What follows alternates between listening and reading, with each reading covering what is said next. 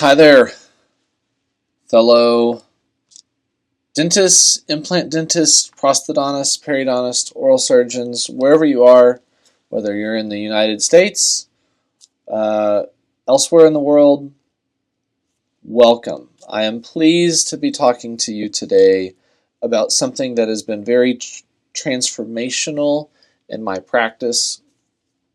This has saved me many hours of chairside time by being able to faster and better convert my cases with an analog workflow. So, let me begin. A little bit about myself. I operate 2 full arch practices in Texas. To date, I have performed well over 2,700 fixed all-on-X arches. I incorporate screw-retained immediate load protocols utilizing advanced implant techniques. I tell my patients that they will have one surgery, and it will be the best that the surgery can be. So we are prepared for any and every case to place zygomatics, pterygoids, transnasal, transsinus, and standards. We want to treat our patients very well. I also adopt a no cantilever approach in all of our cases, and so most of my arches are typically 6 implants in the maxilla, 6 on the mandible. I'm also director of the Texas Implant Institute here in Texas, where we teach full arch implant surgery on cadavers. We have had this course since 2018. I've taught well over 400 to 500 clinicians from across the United States, and we are a cadaver-based training program. And so we offer 2 courses.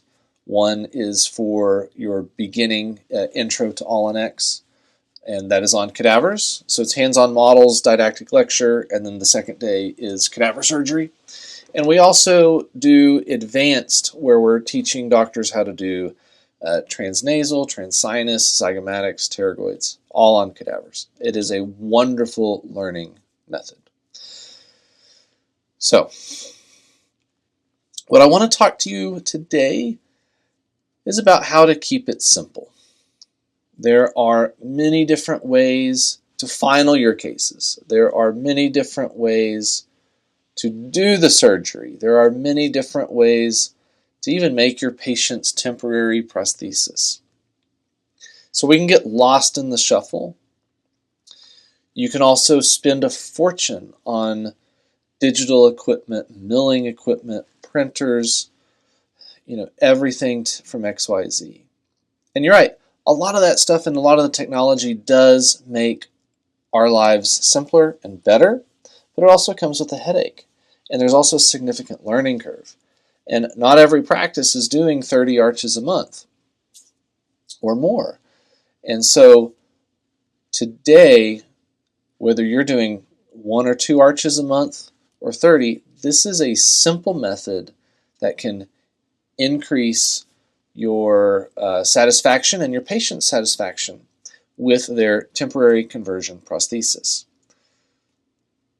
So we are just going to simply upgrade our conversion prosthesis.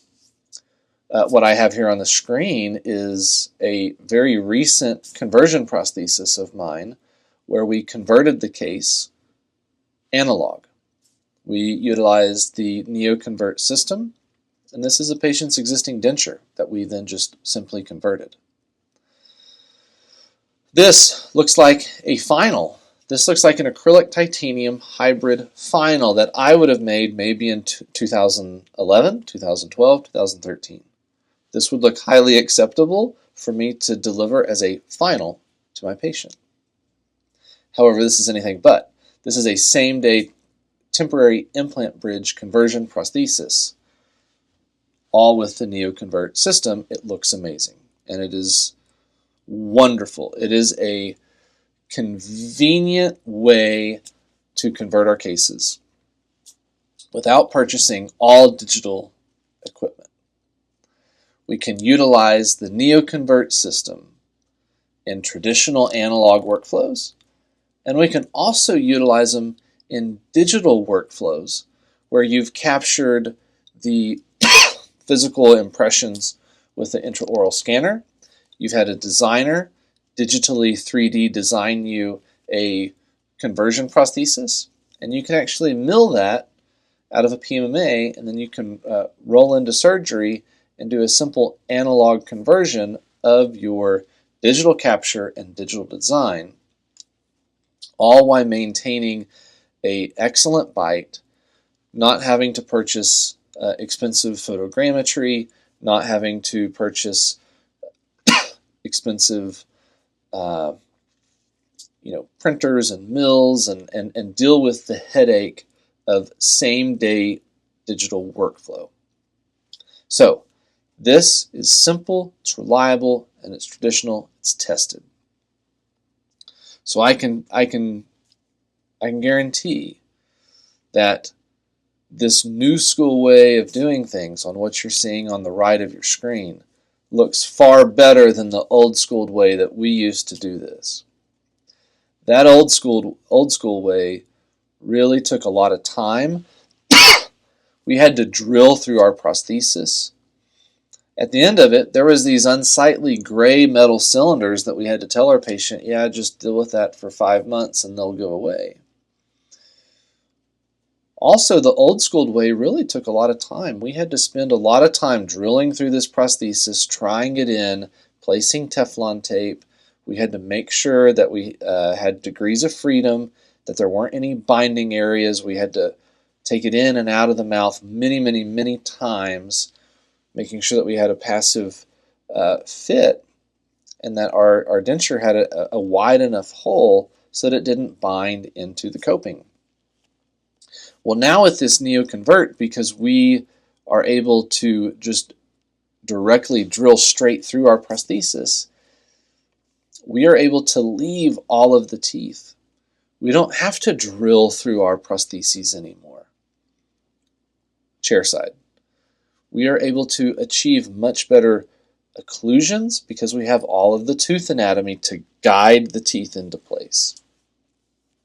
In addition, our laboratory colleagues have so much less work because they're not having to add all of this acrylic. They're not having to fix the total destruction that we had to do chairside to make everything be able to hook up. This has saved chairside time well over 30 minutes per arch per patient. In addition, it probably saves about 30 to 40 minutes of lab time as well. So utilizing Neoconvert is a much better way. It limits our lab time. It makes everybody more proficient. And in addition, guess what? We are no longer having as many temps break on us after surgery while their gums are healing, because as we know, we can't speed up biology. We are going to allow for 3 to 4 months of tissue to settle out and to rest before we make their final case. And so who wants to deal with breakages? If we have a stronger temp with less holes in it, it is less likely to fracture. And it is simply removing it with the snap after the conversion. So as you can see here, we utilized acrylic to capture all of our Neoconvert copings within the patient's denture and with their perfect bite. And we remove it with a snap. This is the digital way that I was talking about. To utilize the Neoconvert, utilize an analog conversion so that we can maintain and achieve a perfect bite on our patient while they're asleep. So who is Neoconvert indicated for? It is indicated for patients with removable full dentures in good condition. So if somebody walks in with a great aesthetic denture that fits well, has good stability and support, let's say it's 1 to maybe 3 years old, guess what? You could roll straight into surgery with that patient that afternoon, maybe the next day, or maybe, a week or two, much quicker than remaking this patient's prosthesis, much quicker than having a digital case designed, etc. This can also work with dentate patients undergoing an analog conversion process as well. The expected improvements for clinicians is a reduced conversion time, a more robust temporary prosthesis. We have great drilling accuracy with the drills and the Neoconvert system, and improved proficiency in clinical and laboratory workflows. So our thought here is that not everyone is ready to go all in on all digital, but we want you to be all in on full arch. So if you don't want to be overwhelmed with the full digital, this is a simpler method to improve our outcomes, improve our prosthesis, reduce our conversion time, have better patient outcomes. So this is the system. It is a highly thought through system that involves a capture pin, a specific driver, a coping that all fits on the multi-unit abutments. It utilizes laboratory drills and guides to be highly accurate. So let's take a more closer look at the Neoconvert solution. This here is the Neoconvert titanium coping. It comes in a 5-pack. There are 2 height options of the Neoconvert titanium coping.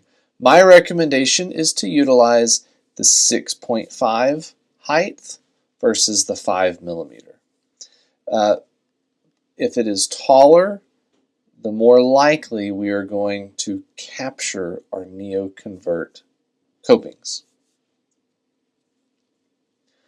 The Neoconvert titanium copings are held on our multi-units by the Neoconvert capture pin. These also come in a 5-pack.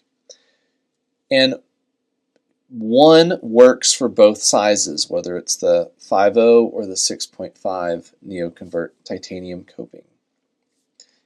Note, this is only for use with the mini conical. This does not fit on the micro. Here is our Neoconvert capture pin driver. This is a specific design that is a square that only fits the capture pin. So our traditional star Neodent Neo drivers, they don't fit this. So you must order the specific Neoconvert capture pin driver. It has an internal mechanism to limit the torque. This only torques to 1 or 2 Newton centimeters, and it will spin to infinity. As we get into the protocol, I'll tell you how to compensate for that. These are the Neoconvert drills. They are available individually. Your laboratory colleagues need multiple of these because they can be bent or clogged or become dull. And so refresh these on a relative frequency. They are available individually. They are precision drilling and precision fit, and these are what creates the occlusal screw access. And the precision comes from the Neoconvert guide. This fits into the underside of the Neoconvert titanium coping, and it guides the 1.5 millimeter drills through the drilling sequence. The Neoconvert drill guide creates the initial path for the following 2.0 drill, which is not guided and comes from the other side. All of these componentries fit together in a Neoconvert toolbox purchased separately, and this makes for a sterilizable system. It makes for a organized system. You're not having to search for your drills. They're all here together. Very thought through. So let's get into the clinical protocol. We basically have 3 tracks. First track is if a patient has an acceptable pre-existing prosthesis that we can utilize and analog convert. However, patients who are dentate undergoing a conversion prosthesis are going to need either tracks 2 or 3. A traditional removable lab workflow, so alginate impressions, possible wax rims, a wax setup, and a acrylic processed denture. Or we can roll track 3 with a intraoral scan, digital smile design, and fabrication of a milled denture for an analog chairside conversion. Is it possible that this could be done 3D printed? Yes. However, I believe that the 3D prints are too brittle.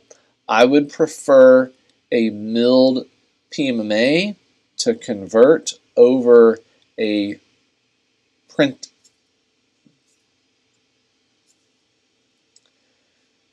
So, Neoconvert is recommended for full arch patients in immediate loading. It is for use only on the mini conical abutments. And when we are immediate loading, a good suture around the mini conical abutment is essential to keep the tissue down. You need it tight so that it doesn't swallow the Neoconvert coping. So, the steps that I'm going to show you are all going to be related after the surgery is done. So the implants are in, the abutments are on, our timing is already achieved, the abutments are torqued, and we are going to start the Neoconvert clinical protocol upon closure. And so in order to have a highly predictable pickup of your Neoconvert copings, specific things need to be done to increase our chance of success. So step 1 is tissue management. We want to remove all of the thick and bulky tissue. We need to trim the edges. We need to trim the excess tissue, and we need to thin our palate. As we are seeing here, my goal is for the palatal connective tissue to be buccal to our multi-unit abutments. We can achieve that through alveolectomy by reducing the alveolus and getting the shelf appropriate. However, here you just saw me trim some of the granulation tissue, some of the tissue that we don't want to be included. And now we are thinning. So this was about a 4 to 5 millimeter thick pallet. We are using a fresh, brand new 15 blade.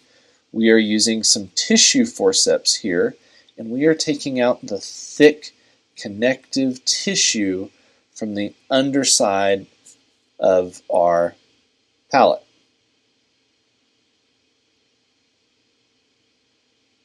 We're utilizing some Adson forceps that the assistant is holding. I have split the palatal tissue very nicely, and I'm going to cut this off. If we were doing a zygomatic and we wanted to do a scarf graft, we could definitely do that as well here. Quite a bit of tissue taken from underneath. So this is probably now down to about 3 millimeters. And we can tell I'm still unhappy with the thickness. It is still a little overly thick. And so we're going to take another 15 blade and we're going to try to cut and just trim and thin a little bit more.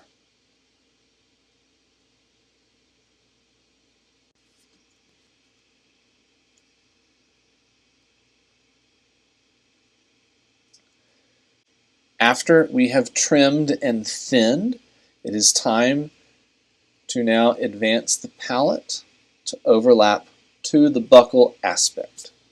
In order to do that, we are going to need a transmucosal punch. Here, we're using a rotary tissue punch so that our multi-unit abutments are not obstructed by the palatal tissue.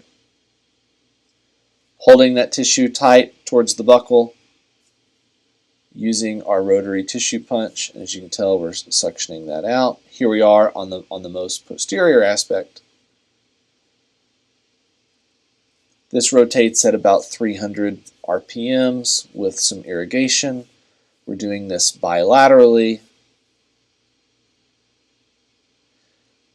After the trimming and thinning has been done, you can tell how nicely that pallet lays. It's not excessively thick because we have taken out all of that connective tissue underneath.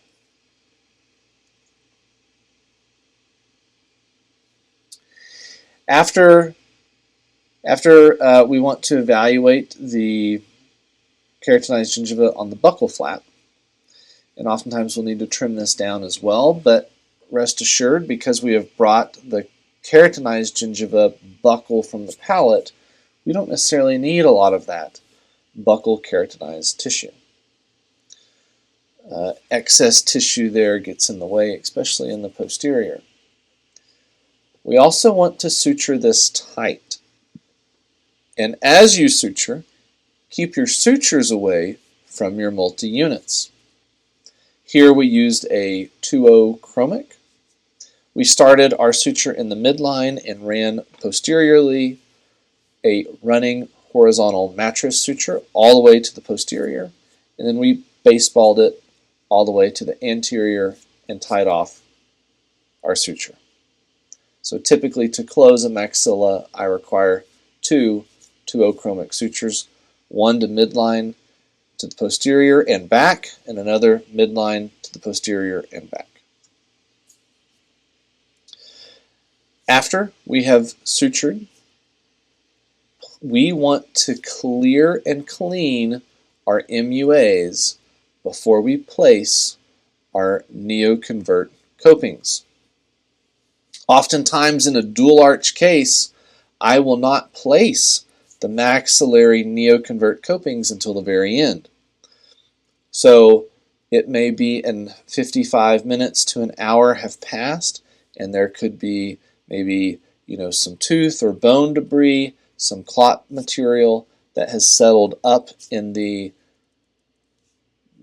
maxilla underneath here, and so we want to re-rinse, re-irrigate, and we want to re-clean around our multi-units because we do not want any type of debris holding up full seating of our Neoconvert copings onto our multi-unit abutments. It is imperative that these are cleaned and cleared prior to us placing the Neoconvert titanium coping.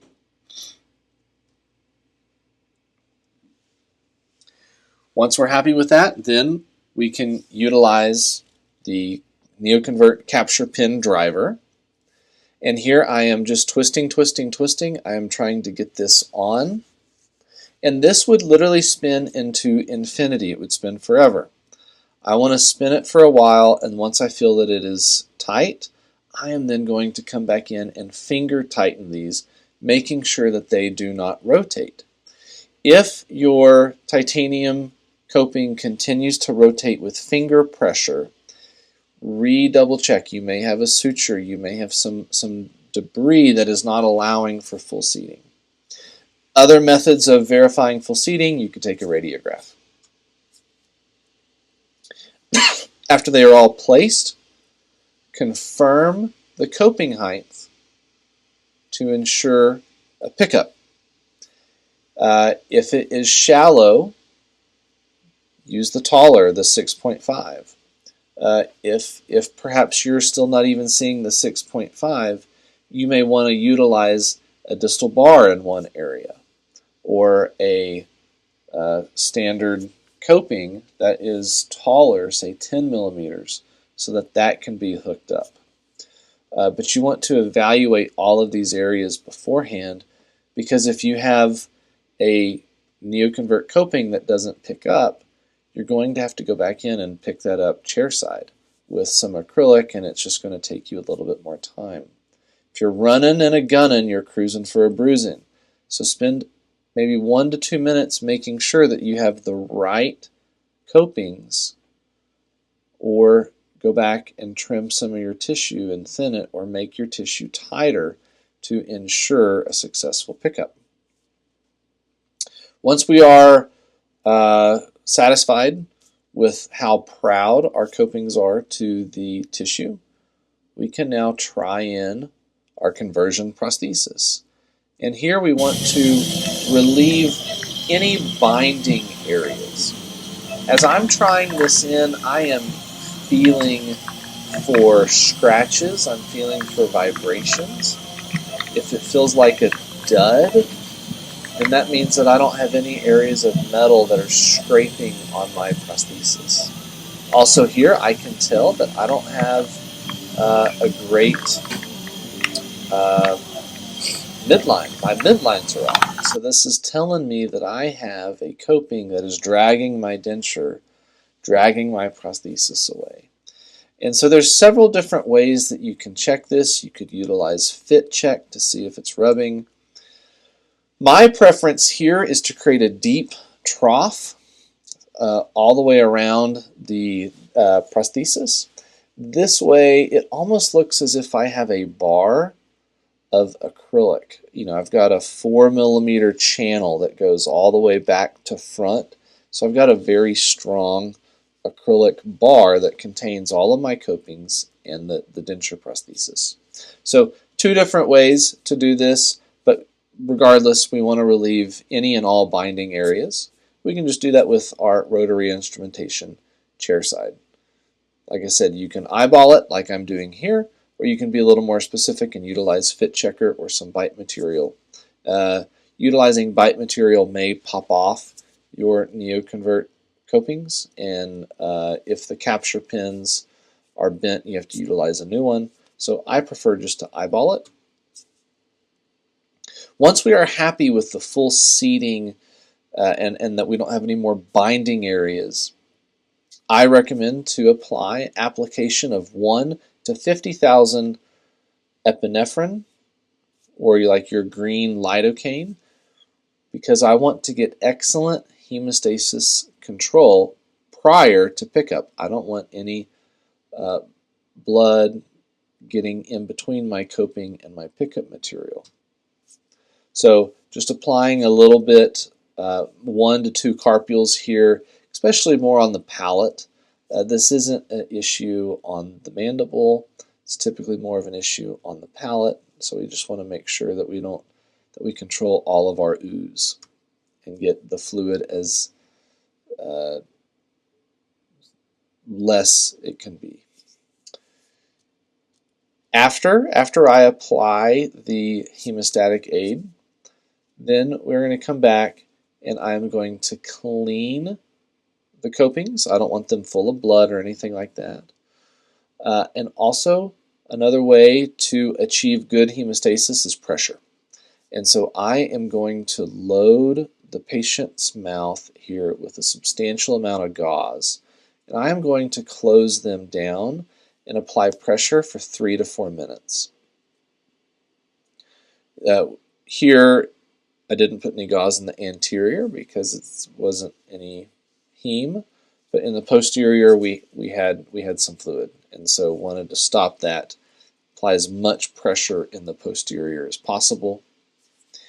And then now we are going to utilize acrylic. This is an auto mix acrylic, a hard reline material, and we are going to apply this to the maxilla and the mandible, and we're going to hook up both patient prostheses, both conversion prostheses, at the same time. So my staff, they are filling the prosthesis with the reline material. I am applying it directly in the mouth. We utilize some Vaseline here or there to keep it from going into the tissue. And as we apply this and as it is adequate, then we will place our prosthesis.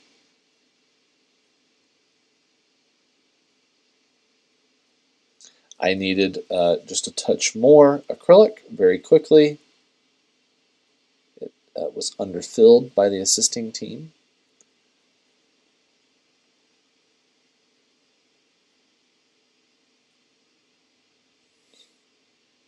Placing that in, getting a good amount of acrylic in there. As you can see, we're fitting the mandibular prostheses. The patient is totally out, so we'll just make sure that the joint is seated.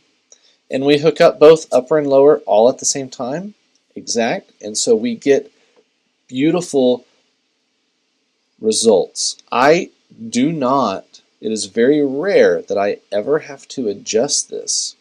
We get perfect bites at the time of surgery. I don't hear much digital people saying that. After 3 to 4 minutes, we remove it from the mouth with a snap downward. And when you utilize 6 implants, sometimes it takes quite a bit of force. I'm actually using a Selden elevator on the thick end to really pull this down. You can also use a Minnesota. And as you can tell, all the Neoconvert copings are all locked in to the patient's prosthesis. Okay, so that really covers the maxilla. So let's talk about the mandible. Where we get our tissue tight in the maxilla is because we bring the palate over. We bring the palate buccal to our multi-units, and we trim more of the buccal tissue. That leads to everything being nice and tight in the maxilla. The mandible, we typically can't trim away our tissue. Typically on the mandible, we don't have much tissue to begin with, especially the keratinized tissue. And so we utilize transosseous sutures so that our mandibular tissue does not rise up and swallow our copings. So we suture the tissue down to the bone. So each of these mandibular transosseous sutures go in between our multi-units, in between each implant, and they go posterior to the most posterior abutment. So here we came from the buccal, we went through the transosseous suture, now we are going through the lingual flap. And this is going to be just a horizontal mattress suture. Now the important part here is when we come back across, we don't go back through the transosseous suture osteotomy. This way it is now vertical, and then it will tighten and cinch down onto the bone.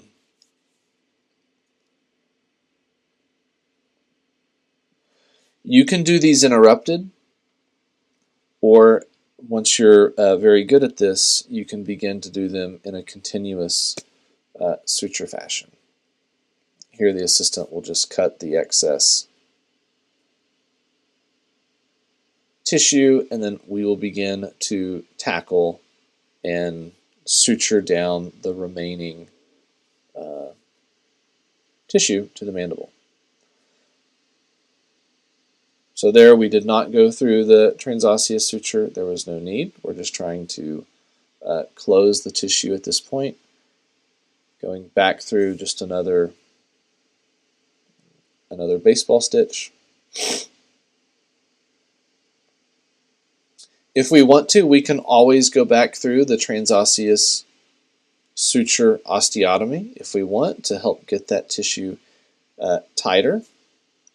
In fact, that's what I'm doing here. I'm blindly searching for it, pushing the tongue down and back. And as you can see, here also another pearl is with the 2O chromic suture. Typically, the needle is bigger and longer, so it's easier for us to capture with the transosseous sutures. So going through there one more time, really getting that tissue very nice and tight. And we will then move to the patient's right, as you can see, and then we'll move to the patient's left. Going back through another transosseous suture osteotomy there. utilizing the tissue forceps to help keep the tongue and the tissue down so we can see the suture as it comes through, and just grabbing that with our needle holders and just pulling that needle up, making sure that we are staying clear of the abutment and clear of the Neoconvert device. If you noticed one thing, you probably would have seen that we had the copings on the mandible before we sutured. That's because we start on the maxilla and then we go to the mandible. So I placed the Neoconvert copings on the mandible before we suture. Here we are, excuse me, all of our copings are proud of our tissue. Our tissue is not swallowing the copings. This is going to lead to a highly successful and predictable result. Here is a Neoconvert post-op pano. We want to evaluate for full seatings onto our multi-units. And as you can tell, we did that here. Same thing here. This is a scenario where we just did a traditional 4. Here's a scenario where a patient had the existing implants on the right side, and we just swapped out some multi-unit abutments, completed an arch on the left. And so we were able to minimally and not very invasively give this guy an arch. Here he is, post-op smile evaluation. Very happy with our result. Let's go over some lab protocol. Obviously, the prosthesis needs to be cleaned and sanitized prior to giving it to our laboratory colleagues. Once we've done that, the first step is to rinse the intaglio with monomer. This gets rid of salivary proteins, it gets rid of some Vaseline that may or may not be present, and it really helps eliminate any material that may inhibit a good bond of acrylic. So we're going to rinse this and scrub this and get all the proteins off. After we do that, we're going to sprinkle on some acrylic because, as you can tell, we have an uneven tissue surface. So we will spread this acrylic around. We will then place it in a pressure pot, and then it comes back looking like this, where we have a nice flat or convex surface. Nothing is to be concave. The third step in our laboratory protocol is that we need to then remove excess acrylic that may be present inside of the Neoconvert titanium coping. This acrylic can inhibit a full seating of our guide. So what we're going to do here is we're going to just utilize a very slow speed round burr, drilling out just a tiny bit of that excess acrylic. We're going to flick off what we can, and we're going to place the guide, and we're going to evaluate, making sure that the guide fully seats. If this guide does not fully seat, we should not drill because it's going to be inaccurate. Here you can see how I'm holding this. We have full seating and it is flush with the Neoconvert titanium coping. We will then utilize the next step, which is to utilize the 1.5 drills only from the underside. This is going to give us the occlusal screw access channel. The 1.5 drill is the first step. You want to take your 1.5 drill all the way through. You want to exit the patient's prosthesis. Here I'm seeing that the guide didn't fit all the way, so before we drilled all the way through the patient's prosthesis, wanted to further clear that out so the guide could seat all the way. We're just making sure we are not overheating this as well. Okay, if it overheats, it can cause some problems. Once we have made it all the way through, the prosthesis, and we can see the screw channels exit the occlusal side. We then come from the occlusal down to the coping with the 2.0 drill. That's what you're seeing me do here. This is a non-guided step, so it is imperative that we pay very close attention to that it is not making the screw access channel travel. So I like to look at the underside and make sure that I am bringing the drill into the proper hole. And as you can see here, we've got all of our screw channels. They're beginning to be well developed. I prefer to wait to trim my prosthesis until all the screw channels have been developed. There's a little bit of pressure that we apply as we are drilling these, and so my preference is to wait to trim and to cut the prosthesis until all the screw channels are completed. Okay, then trim and polish. And again, this looks amazing. It looks like a final prosthesis. Okay, so let's talk about a few clinical cases that we've done recently. This is case number 1. As you can tell, we have a edentulous patient for both arches. Okay, we have very large pneumatized sinuses. So this patient required zygomatics, posterior implants, and it also required use of GM longs in the mandible. The mandible was very atrophic. It was not very dense at all. And we were also able to utilize the new GM shorts in the posterior. So it looked amazing. Remote anchorage in the maxilla and the mandible. Very cool. This is what our case looked like. Neoconvert copings were very proud. Everything was nice and tight. Okay, we advanced the buccal tissue here. We have keratinized gingiva to the buccal. This was our capturing of all of the Neoconvert copings, and so we did a very nice job. Here is case 2. We have a younger male who, as you can see, has got extensive decay. 1 or 2 of these teeth was restorable. Most of them were not upon clinical evaluation, with massive root caries, massive decay. And so we removed all of the teeth. This is our post-operative X-ray. Notice all of the copings are fully seated. We did 6 implants top, 6 implants bottom, no cantilevers. And for our patient here, we had a very good captured result. These were the copings, all proud of our tissue. If you notice, there's a little bit of hemo kind of on the back areas, a little bit of excess bleeding. Handle that. One, we never want to suture until the bleeding is stopped.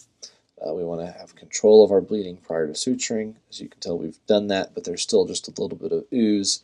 So applying pressure in between this photo and hookup was done. This was the patient's capturing of all of the Neoconvert copings. There's a little suture there. Sometimes it takes the sutures away. As you can tell, just an excellent and wonderful result for this young man. This is a case that we presented earlier in the PowerPoint. This is the preoperative radiograph. As you can see, he has some anesthetic teeth, severe chipping. He is nervous about spending money on his teeth. Tooth number 6 has got massive root caries. It's non-restorable. Several other root caries, and so he elected full arch treatment and therapy, and here he is. This is our post-operative radiograph with the Neoconvert. You can see it almost looks like a titanium bar with the radio-opaque acrylic that we put in there, and you can actually see the screw channels that are developed. Super thin, very, very small. And then here's the patient's amazing looking conversion prosthesis. Here is a clinical case to discuss where I restored this patient in a lower arch many years ago, probably 2017. She then came to me fairly recently saying, Dr. Damon, it's time to do the maxilla. And she had worn a partial for many, many years, and so she developed significant combination syndrome with her upper denture lower cast partial. And the sinuses dropped pretty inferiorly. And in fact, as you can tell from her smiling photo, the sinuses dropped into the plane of reduction. So this isn't tissue, this isn't bone. We are going to be looking into her sinus. And so there's two different ways that you can achieve this. Her sinus was relatively small, and it was not a massive case that I've seen before. So we felt very good that we could just infracture the sinus and reduce the plane. The other option here would be to roll in and do a sinus lift, fill that with some bone, get the sinus lifted quite high, and then come back 3-4 months later, and then we can cut into the plane of reduction because the sinus has already been lifted. That is a viable option, but for this case, as you can tell, the tuberosity is really big, so we reduced all of that. We infractured the sinus with osteotomes, and we now have a very flat plane of occlusion. As you can see, this is what it looked like before we closed up her case. This is her post-operative same-day Neoconvert case. And as you can appreciate, the plane of occlusion and the all-on-4 shelf is now very, very flat. So we got rid of that massive tuberosity, massive inferior dropping sinus, and she is very pleased and very happy. And it was cool to do this case with Neoconvert. Let's talk about, and we'll finish up our discussion with complications. So here's an example where at the time of surgery, I failed to fully seat the coping. And as you can tell, all other 6 copings are down and flush. Here we failed to seat that. And so how would we address that? See the patient back probably 2 to 3 weeks, maybe 4 weeks later, cut out the coping and just do a direct chairside pickup so that it is a passive fitting on that implant. That would be paramount.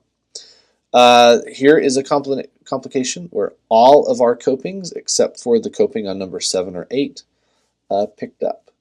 And so we had to pick this up chairside after our lab colleagues had already done the conversion. So we picked this up with acrylic chairside. Another complication, when your drill becomes stuck. And so this requires a lot of attention to detail. It requires making sure that your drills are changed out on a regular basis and that you're not overheating, and also that you don't stop your drill from rotating while it is remaining inside the coping that may have some acrylic. You can also get a drill. This is a 1.5 drill that is stuck within the drill guide. So make sure that you don't just have one drill guide. Make sure that you have a backup of some of your other drill guides and drills. In summary, in order to have a successful pickup, you want the copings down all the way. And guess what, guys? Tissue is the issue. We want to get your tissue thin. You want it tight. You want it secure. And you want it clean. All pearls for a successful pickup. In summary, Neoconvert aims to help increase the speed of your conversions. It helps aim to increase you and your patient's success with stronger temporary bridges and less stress on the clinician. This is a much faster chairside pickup, much less stressful method of picking these cases up than drilling holes. And guess what? It's a much less stressful method than scanning or doing photogrammetry. We have all heard the horror stories of the photogrammetry unit going down in the middle of surgery, before surgery. We've all heard the horror stories of your internet doesn't work and you can't send the files to your designer. We've all heard the stories of a intraoral scanner going down. And so, technology is great, but if we're overly reliant on it, when the technology doesn't work, we don't work. And so I think that you will find that with Neoconvert, you can keep it simple and improve your chairside conversions. So, with that being said, love to hear from you guys. You can reach me on Instagram, dr.clarkdamon, DDS. That's my Instagram handle. And I would love to hear if you guys have any questions. So feel free.